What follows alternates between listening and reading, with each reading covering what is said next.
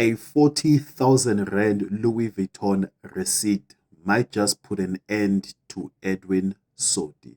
My name is Alokwan, and these are the news that matter the most. Now, it is common knowledge that buying expensive clothes is not a crime. However, the problem is when investigators believe that the money used may come from illegally obtained funds.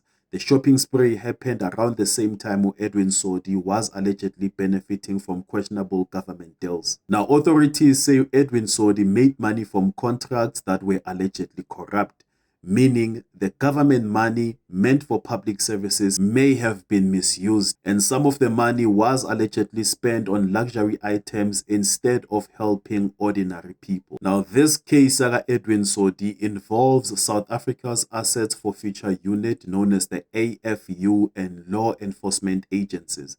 Now, their job is to trace money suspected to come from corruption and freeze or seize assets bought with that specific money, and also to recover the money for the state and taxpayers. Now, if the court agrees that Edwin Sodi's assets were bought using proceeds of corruption, his luxury items, including designer clothes and watches, his properties and vehicles, and money that he has in bank accounts will all be seized and auctioned.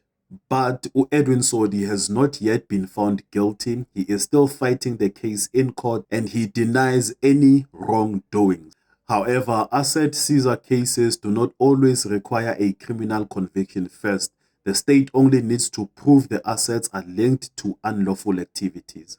Now, this case matters because it shows how public money meant for services may be abused. It also sends a message that luxury lifestyles funded by corruption can be taken away, and it tests whether South Africa is serious about fighting corruption and not just talking about it. Now, the 40,000 Rand Louis Vuitton purchase is not a crime, it's just a symbol.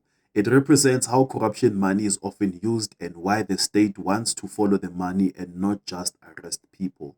What are your thoughts? And also, those who do not know Edwin Sodi, he is a well-known businessman from the Free State. He became famous not for business success, but because he is accused of benefiting from corruptions linked to government contracts, especially during the COVID-19 period. That's why this video is about how